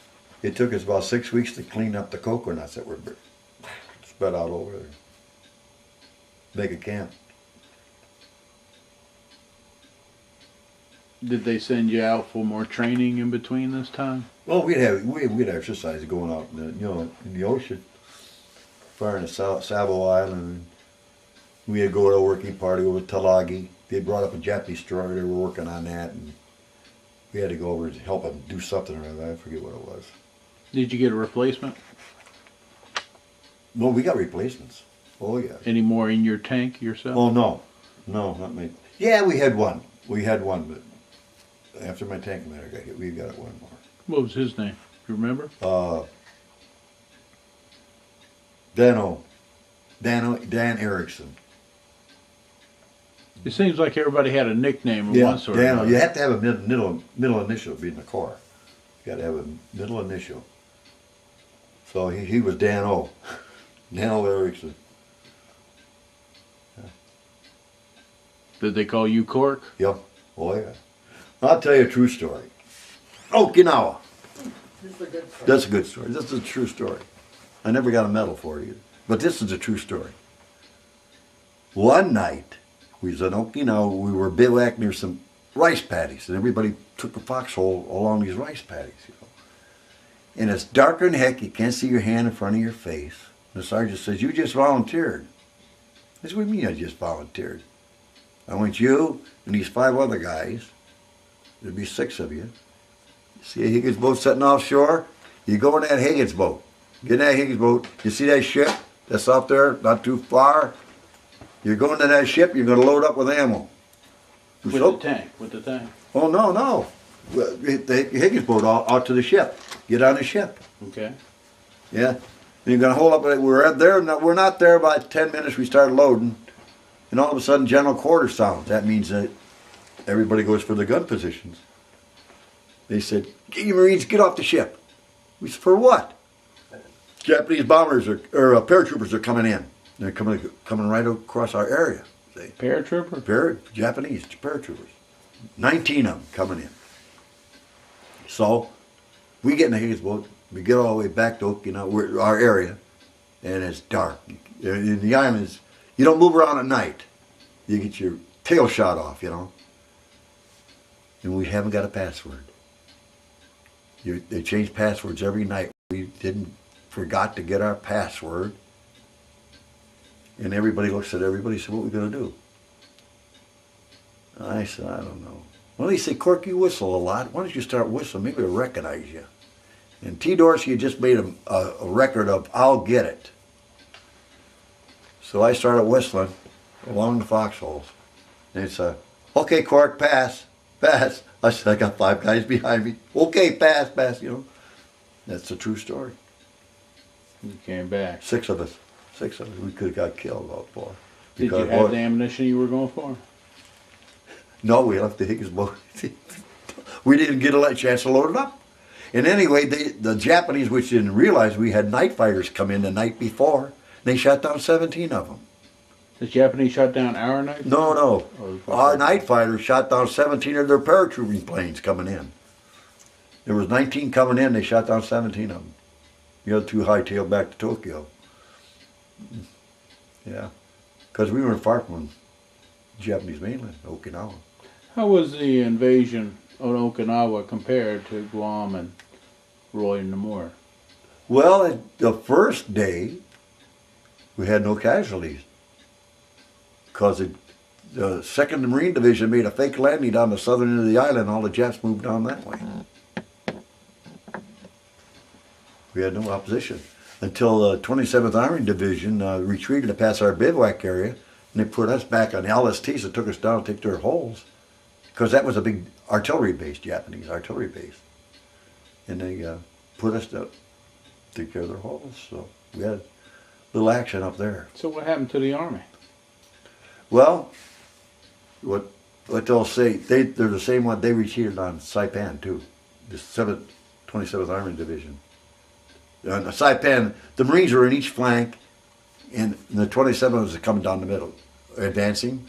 The Japanese counterattacked it. They retreated, left all the Marines cut off at the flanks. And the Japanese shot the heck out of them, That's what Hollow Man Smith told the Army Smith to get off the island. That's how it happened. But at Okinawa, did you see the Army guys come back? And Go right past our bivouac area. Yeah. running? No, trucks. They left their wounded lay between the hills. The Japanese poured gasoline on them, set them on fire. And the Marines don't leave their wounded or dead. They take them with them. And the Japs just, they're cruel. About 300 stretcher cases. Poured gasoline on them, set them on fire. Stink. Whew. It's terrible. So you took their position in the foxholes. Yep. You were not in your tank by this time. No. Then. We drove our tanks, well, we got our tanks, so, on land, but then we had to dig foxholes. Geez, oh, bad. Yeah, tricky things.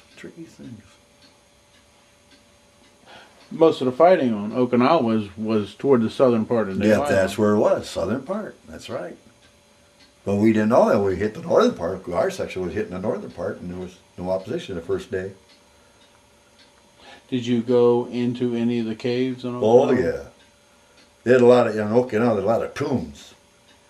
They were all alongside a mountain tomb. They had a big block, big square block. And at night, the Nips would take out that big square and snipe at you all night through that block. They take that block out and they'd clear fire on anybody on the beach. I was just talking to a CB last week about how he got wounded in a cave. And when he went in his cave, he said it was just a narrow walkway with supplies on either side. Can you describe what caves you went into? Yeah, we went into a great big, it was like a tomb. They had shelves on each side. There was straw all over the floor. You knew that it was the troops. And they had all their urns with their ashes in them all along on these shelves. All their urns. And then we kept going. I bet you we went 3 miles. Cave joined each other all the way through. They had one in Iwo Jima that was 7 stories below. cave, 7 stories.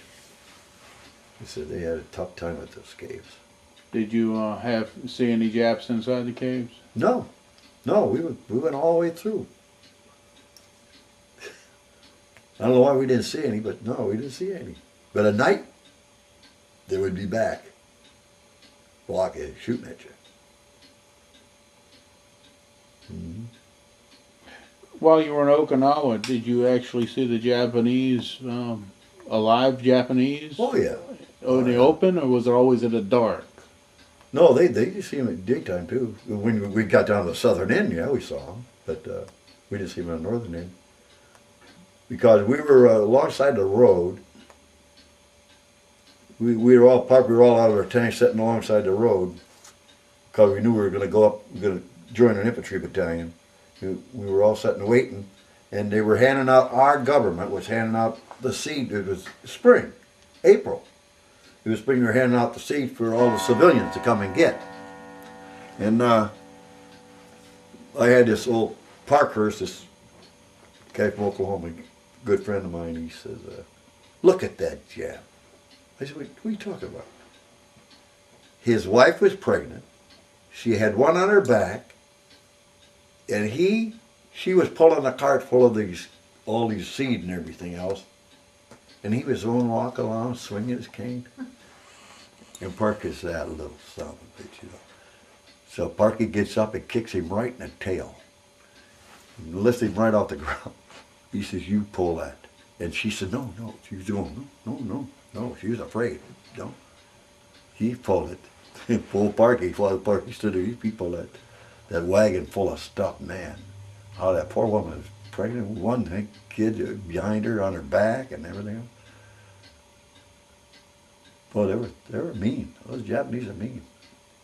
I'm told the Japanese wouldn't surrender. No. I guess some of them did on Ewo, but we never had any surrendered. That they would rather jump off cliffs and stuff. Which they did on Saipan. Did they do that on Guam or? No, they killed Okinawa? themselves. I saw a captain commit Harry Carey. Yeah, they were infiltrating, 2 of them. And he knocked them down, and because the guys would holler, "I get the sword," the other one, "I get the pistol." You know, the souvenirs going after him. And he didn't have to, you know. He shouldn't have killed himself. Was there a bonsai charge on that island for you? Not for us, no. Mm-mm. Thank goodness. They get drunked up and they hit you. They go after you. I've been told about one cave on the island of Okinawa that was filled with civilians, and we didn't know that. Our guys didn't know that. We torched the cave. Have you ever heard anything about that? Oh yeah, well, they used to think they're Grecian girls. Yeah, we saw sealed cages with women in them going in.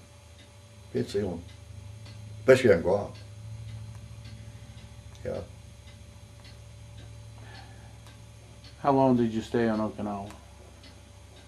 From April 1st to July 4th. So that was a good 2.5 months. That sure was. That's a big island. You know, that's the largest atoll islands in the world. The Marshalls. Or Okinawa. Okinawa. Mm-hmm. You know, you're far from Japan, Okinawa. And the old boy, those old kamikazes. We sat on a tomb. There was a bunch of us guys. We sat on a tomb. It was a bright day, and here comes the kamikazes. They knocked down 13 of them when we were sitting there. And those fighters that go up through, our fighters that go up through all that flak, they shoot them down. And they were landing on, they were bad. They were landing on the fantail of a cruiser, and they sunk an LST, and they were diving on a hospital ship, white one, just big white with big red crosses there, not too far offshore, and he kept diving. He was coming straight down in it, and they kept hitting him off the course a little bit every time. He was going off, and when he hit right in the back, fantail, right in the back of the fantail. He hit the water, and exploded, and he turned that whole white ship black in the back. If he'd hit that ship, and there was a lot of wounded on it, When you were watching these kamikaze attacks that day, was it like just a big old spectacle? Yeah, You here they didn't come. hide Yeah, or anything? they're crazy. You know, they were crazy. You were on shore. You weren't. Yeah, out we were there. sitting on the tomb. Yeah, we were sitting on the tomb. We were on the shore, and all the ships were laying out here. What, 4,000 ships laying out here? And here they come. Bright day in the afternoon. And our fighters come up, intercepted as many as they could. Well, I admire those fighter pilots, boy, they go up after those guys. Did you see any of the kamikazes actually hit the ships? Oh, yeah. But what happened to the ships that you saw that were hit? Well, the LST, they sunk. And a cruiser, they damaged real bad. They hit on the back, luckily hit on the fantail where they hit. That was a cruiser. They got a couple other ships. They were bad. But our fighters took care of a lot of them. And our anti-aircraft throughout the ships took a lot of them down. Did any of the airplanes try to attack the ground troops? No, just the ships out there. They were up there. They didn't get into the ground. No, they didn't get ashore. 13 of them we watched. We had 9 guys wounded, shrapnel flying through the air. Didn't have their helmet on. From the boats being blown up. Yeah. And it got, the shell, all the flak where you could walk on it, so heavy. Jeez. Oh, every ship was firing at them. Exciting. Just like a movie. Then you left Okinawa and you went back where? Saipan. For the invasion of Japan. What did you do to train for that invasion of Japan? Oh, they were mostly, they told you the do's and don'ts, what's going to happen. They knew it was going to happen. Because you're going to, we'd have been killed, right? If we were zero wave, we'd have been killed the way it was. Because we were zero wave. But we just had maneuvers after maneuvers and you know, practice shooting and all that jazz. You knew you would be zero wave. They told you that. Yeah, we were always zero wave, all 3 campaigns. So why would you die there but not the other 3? Because there are going to be about 1 million Japanese that greet you at the beach. Yeah. They had everybody armed. Oh, yeah, we never made it. Were you told to shoot everybody and anybody? Yeah. Mm-hmm. Yeah, they figured it was 1 million casualties, they figured. For just the invasion. While you were on Saipan, did you see the B-29s go out? Oh, for yeah. bombing campaigns? Yeah, 400 and 500 at a time going to bomb Japan. Yeah. That's a big ship. We was coming out of Okinawa and we looked up and said, whose planes are we? First time we saw them on our way to bomb Japan. We looked up and there was a great big plane. We said, we hope they're ours, you know. They were 400 or 500 at a time we taken off. Tinian and Saipan. Bombing. Yep. They saved, by taking Iwo Jima, they saved 25,000 GIs here for landing here. That's why I took Iwo Jima. The atomic blast comes only about a month after you're back at Saipan. Yeah. I'm on guard duty night in around officers' quarter when this drunken officer comes and says, they dropped up off today. Destroy the whole city. I said, I'll hit that sack, you're drunk. He said, no, I'm telling you, this is true. I said, bull. I said, come on. I took him to the sack. He said, there's only one building standing in the whole city. I said, hit the sack. So he got the sack. And then they broke out the stats the next day, you know. The atomic bomb. Harry saved us. He saved life on both sides. Because it would have been a terrible battle. Did they tell you about the bomb after it was dropped the Yeah. first time or after the second one that dropped? First time. Yeah. They told us. Oh, yeah. That was bad. And Harry saved our life. Some people look back at Harry Truman's actions of dropping the atomic bomb and they have negative feelings toward it. Well, they weren't on the firing line. They weren't on the firing line. Anybody that gets on the firing line got a little different attitude. No, every Marine, you'll tell you, saved your life. Saved their life. Yeah. Saved a lot of Marines' lives. Did you stay on Saipan the rest of the war? Yeah. Mm-hmm. No. Well, I had enough points. I came home and got discharged from Great Lakes. But from July of 1945 until December. December, you stayed on Saipan. Mm-hmm. Then I went Camp Pendleton right to Great Lakes. How many points did you have? Enough? You didn't count? No, ain't enough. We knew you got so much for time overseas. You got so much for each campaign. And I forget how because you looked at everybody looked at it, counting their points. We had enough points. Otherwise, I had to finish my hitch. But I had to stay in. How long were you hitched up for originally? You sign a hitch, you sign for 4 years. But some guys didn't have enough points. They had tears in their eyes. In September, when the peace treaty was signed in Tokyo Bay, there was lots of excitement and celebration back here in the States. How about on Saipan? Well, we didn't know that much about it. I was never here for the for the European victory. I was never in the States, or for the Japanese surrender. I was in the States. So. But on Saipan, they didn't celebrate of any sort? No. I'm told that some of the Japanese continue to fight well after the surrender on some isolated places. Probably, yeah. But you didn't see any of that? Mm. Do you recall the name of the ship that you took to go back home? It was an EPA. It wasn't an LST. It was a troop ship. The Gungston Hall or something like that, I forget the name of it. Were you still with your three friends? No. No, they had separated before. Yeah, they separated before. They went other ways. How about the rest of the tank crew? Yeah, most of my platoon, went on the same ship. We all went together back to San Diego. Yeah. Most of my battalion. Yeah. You mentioned your platoon. Your battalion is about 800 and some men. 850. Were you having conversations and good friends with the rest of the battalion, or was it really close in the battalion? Real close, battalion, real close.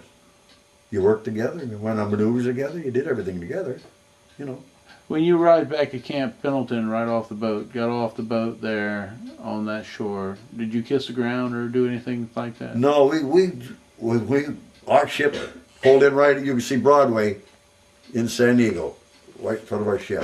And the Salvation Army was there with coffee and donuts and milk, which we didn't have all the time I was overseas. Anyway, and no, we didn't have nothing else. No band, no nothing, A lot of people were welcoming you home, but nothing else. Did you carry any good luck items when you went into battle? I had a silver dollar I carried around my neck with my dog tags. I drilled a hole in it with my bar knife, my K-bar. I drilled a hole and had it on a string around my. That's the only. And the Japanese had them. Our silver dollars, they'd have them. Of course, we took them back, But they had them. You go back to Great Lakes and they finally discharge you. And you go back to Hammond, Indiana. Hammond, Indiana. So a bunch of us guys, I had the Okie with me, Parker's, there was 5 or 6 of us. We all got a cab. And I got the train station, And I wanted the guys to come home with me. They said, no, I'm going to get back to Oklahoma, it's it. So I took a cab home by myself. Did your mom know you were coming home? No. She was shocked, She didn't know I was coming home. Did you keep in contact with your family when you were overseas? I always wrote them, But you couldn't say where you were at or anything, They'd cut up your letter. Yeah. Had you sent money home? Oh, yeah. Mm-hmm. If I got killed, she'd have got $10,000. That's what they were given. Had you bought any war bonds while you were in the service with any money? Mm-mm. How about your mom? Probably. God, I sent her money, but no. Yeah. Were you able to save up any money while you were in the service? No. You had no money to save it when you're in the islands. No place to go. Were you a big drinker of any sort? No. No. I didn't smoke or drink in the service.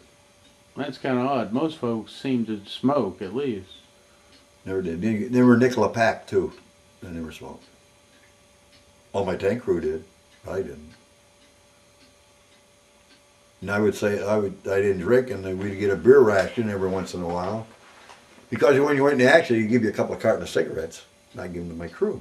You know, whoever smoked, I give them that. I didn't smoke. And used to give you a Coca-Cola and beer. Well, I had this Texan. He liked to drink. So I give him my beer. He'd give me his Coke. I have Coke and he had beer, so it made us both happy. We still keep in touch, yeah. You know what I mean? Yeah. Lorenzo Bright Singletary Jr. That's his name. Oh, we called him. His wife answered the phone and says, "Is Lorenzo Bright Singletary Jr. there?" She's, hey, she calls. Nobody calls him that. No, she said, "It's Cork." Yeah, So you made some lifelong friends in the oh military. yeah. I'm told that people make lifelong bonds when they go into combat. You're darn right you do. You depend on each other. You got to. Did you ever see anybody let any other people down? No, They did? no, not my battalion. No. No, we had a good outfit. When you were in battle, I'm trying to get this in my mind here. You have your battalion of tankers there. Did you have infantry right there with you too? Yeah. Oh yeah. So you were like a mixed unit when you Yeah. were on the front Yeah. lines. Yeah, we always operated with the infantry. And when they go, they go through a village, we were right with them. And if they get held up, we had cannon, we had canister, machine guns, and they'd always ask for help. They'd call, "Yeah, you help me." Yeah, What did your mom do when you finally showed up at the door? she was in shock. Yeah, she's so glad to see me, because I had left as a civilian, came home as a civilian. I was supposed to get 10 days out of boot, but to cancel all leaves after boot camp that lived east of the Mississippi. I was east of the Mississippi. So, didn't get 10 days. So I went to Camp Pendleton. Went to Jack's farm. It was part of Camp Pendleton for my gunnery. That was all. Well, there you are. You're at home finally. Did your mother celebrate anyway? No. She doesn't even make you your favorite meal. Oh, yeah, she did that. Yeah, she did that. Oh, yeah. Always. Your brother went off to war too. Had he already returned? No, he was still in Europe when I got home. Yeah. So. No, we had no big band, no nothing, Well, you went off as a kid. You came back 2 years later, 3 years later. 3 years later. Had you changed? I grew up a little bit, yeah. You find out how nice life is. Yeah. What did the military do for you? Well, did quite a bit. I tell you, it made a man out of you. I always said you have two ways to go in the service. You can either be made a man or you can become a drunk. Either one. It's up to you. Tell them about the ones for VJ Day. What happened to the couple? Oh, we had two car thieves in our company. They either had to go to jail or go to the Marine Corps. One was from Chicago and one was from San Francisco. And the one from Chicago, my company commander was he was a lawyer, but he was the next DA from Cleveland. And they stole a car while they were on Liberty in San Diego, and they got caught by the San Diego police. And they got in contact with Tom Euler, who was the lawyer and our company commander, and he went to court for them. He got him. He said, "I'll take responsibility for these guys. I'll take care of them. So they let Tom have the 2 guys, and he told them, if you ever get in a jam again, I'll make sure you go to Mare Island. I'll take you there. You car thieves, I'll take you there. Well, the one guy from Chicago straightened up. At VJ Day, the California guy stole a Jeep, and the MPs were chasing him on Saipan, and he went over a cliff. He killed himself. And that's what Tom Euler said, our company commander. He says, now I got to write his mother, tell him what happened. You know, VJ Day. He's getting ready to go home. Steals a damn Jeep. Yeah, kills himself. Crazy. There at the war end, and where are you going to go? You're on an island. Yeah, stupid. But old Bob Prendergast from Chicago straightened himself out. He did. He's the one that had to serve. He had enough. Didn't have enough points to get out, and he had to finish his hitch. He had another year to go. And he's a big husky guy, and he started crying when we were all leaving him. He started crying because he knew we were from Indiana, right next to Chicago and all that jazz. He just started crying. He says, "Oh, my fault.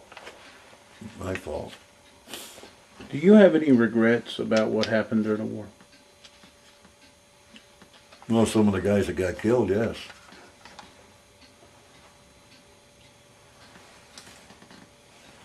I think about it.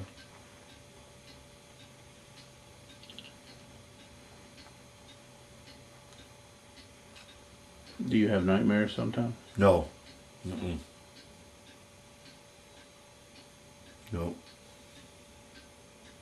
Did you take advantage of the GI Bill? No. There was a club after the war called the 5220s. Did you get any money for No, involvement? I didn't even collect it. My friend did. I had a friend who, the Sweet Erickson did. He got every. Did you go to more education after the war? Yeah, when I was on the fire department, 8 years of nights of school. Just want to do what you're doing.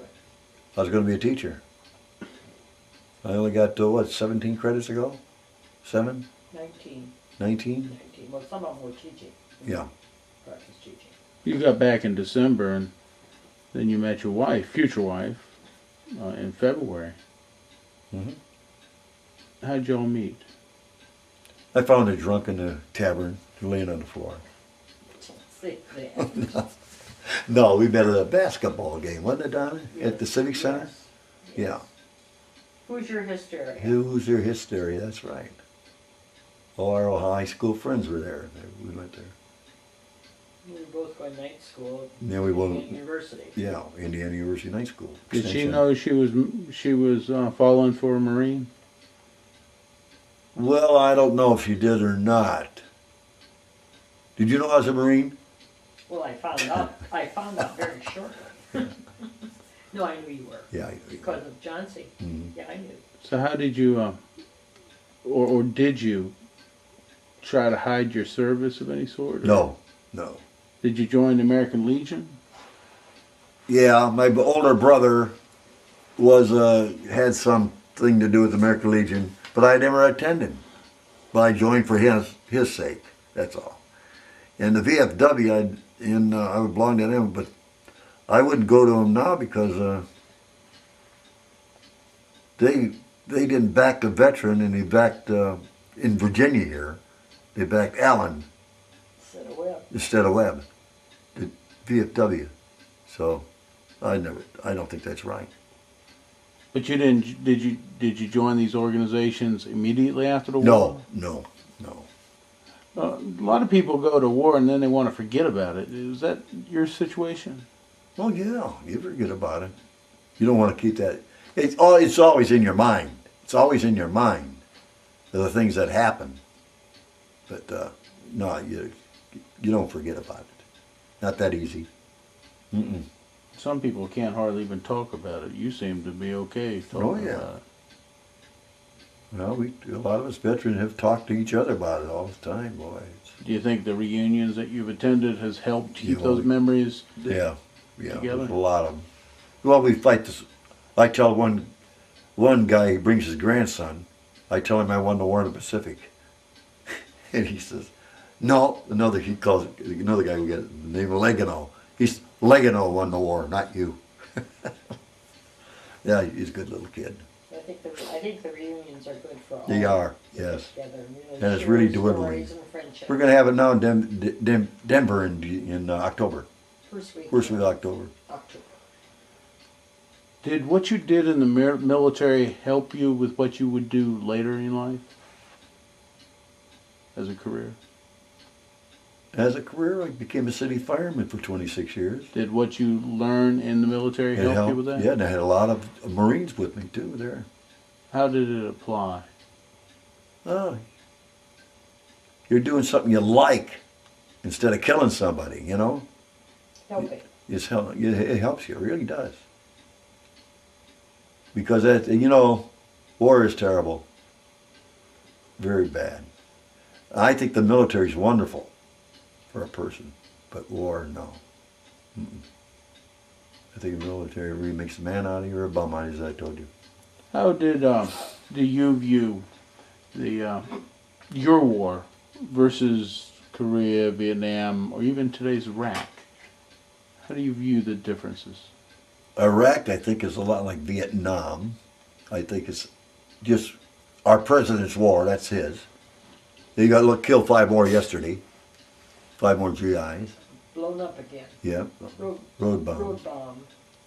In Korea, I lost a very close friend. He got the Silver Star in Okinawa and he was called back in. He got killed at the Choiseul Reservoir. Fireman. He came out of the fire department the day after I did. And he was on Okinawa when I was. And then I got a friend. I saw this detachment leave Indiana when I was in high school, and he got the Medal of Honor at Guadalcanal. They got a street named after him at Quantico. And he's on the board there. Museum. But then he was called to Korea. He got killed in Korea. Like Barcelona did, you know, he got the Medal of Honor and he got killed at. But how do you see your World War II versus these other wars we've gotten into? They're all alike. They're all alike. They kill. It's kill or be killed. That's what it is right there. That's the whole name of the With game. a lot of luck. And you're lucky if you don't get killed. And I've been lucky many times. Can you describe one time you thought that you were a goner? At Guam. What happened? Well, I told you we had to help these Higgins boats stay in the coral reef. I had to jump out of the cat, and machine gun fire mortars going all around. I said, oh, you're scared. You're really scared. And if people don't say they're scared, they're liars. Anyway, but that's how close it was. And they were good with mortars, boy, I tell you. They were blasting all around our tank. Machine gun fire was hitting our tank. And and I was on the outside, holding this Higgins boat on the coral reef, off the coral reef. That's when I was close to saying if I live through this, I'll live through them all. Some people say that there are no atheists in Then that's right, not in the foxhole. You darn betcha, that's true. Was there any time you saw that God was having his hand over you of some sort? Know what I always said. If there's a God, how could they let man kill each other like they're doing it? And I believe in God, but boy, the slaughter you see of young guys that haven't even lived their life, even lived yet, getting just slaughtered, you know, terrible. It's terrible. And Guam was like that. I said if I live through Guam, I'll live through all of them. I didn't know I was going to Okinawa yet. I'm glad I lived through that one. A lot of people look at your generation as the so-called greatest generation. It was. Won the war, service to your country. If you had to give them any advice, what would you give the modern generation advice about? Well, I still tell them the military is great. I think it's wonderful, but I don't think war is at all. The war is terrible.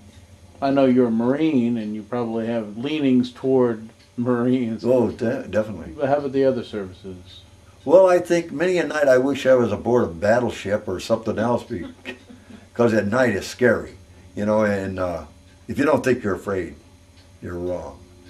But I think one of the best services is when you're on a big ship where you get 3 squares a day and white sheets and everything. You don't have to sleep in a foxhole, you know.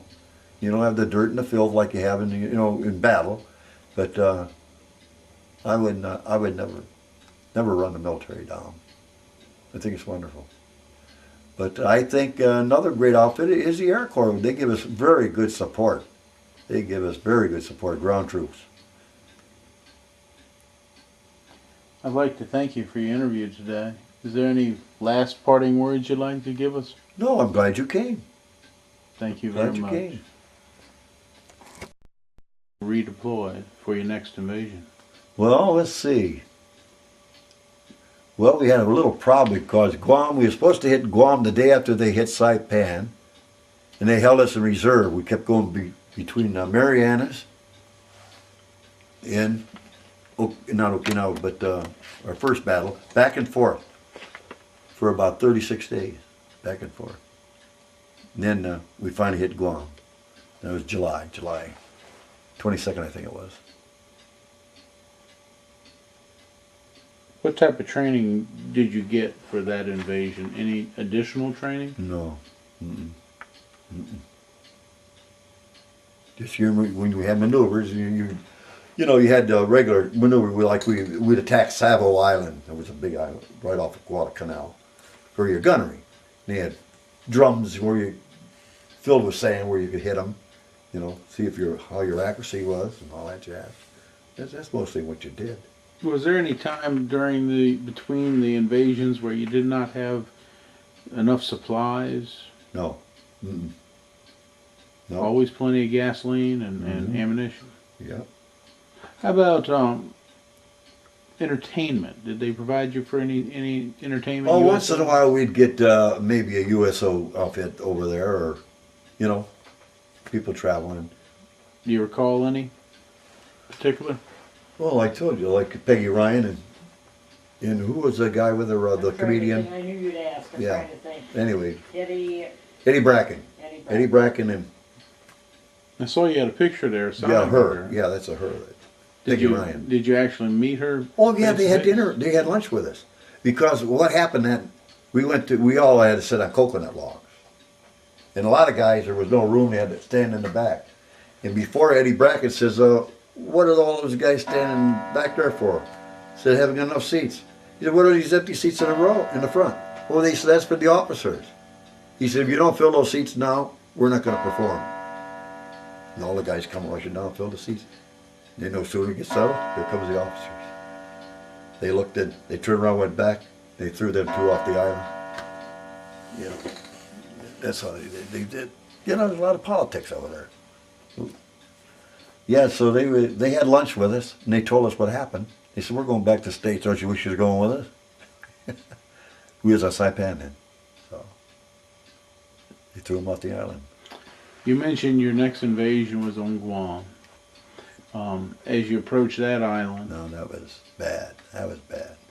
A lot of fire. We lost a lot of guys there. In fact, we took part of the 3rd Marine Division was topside. We got to sleep topside, but they were below. But we took a whole company of 3rd Marine Division, and they lost 36 guys when they hit the beach. They actually rode on top of your tank? No, on top of up topside. No, not our tanks. The ship. They all had sleep topside. Okay. The infantry, and we had bunks down below.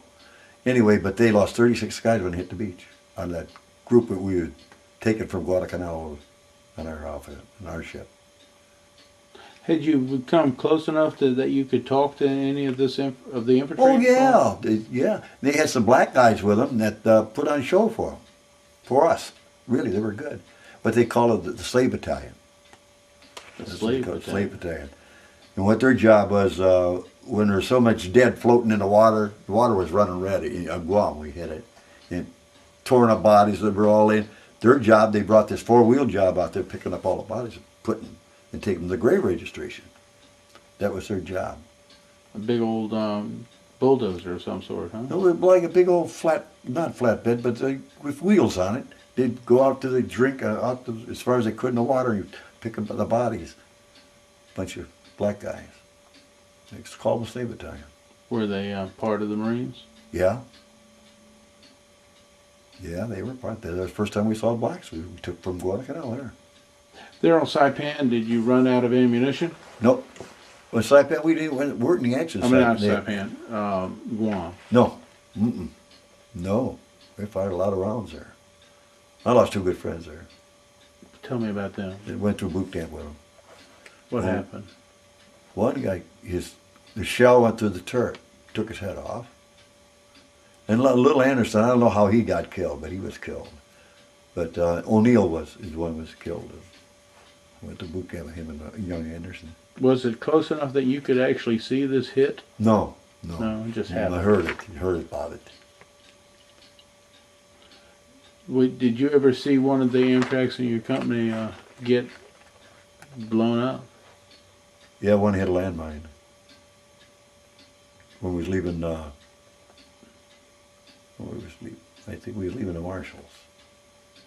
We ran over a landmine, killed one guy in the tank. Yeah. I have to pause there.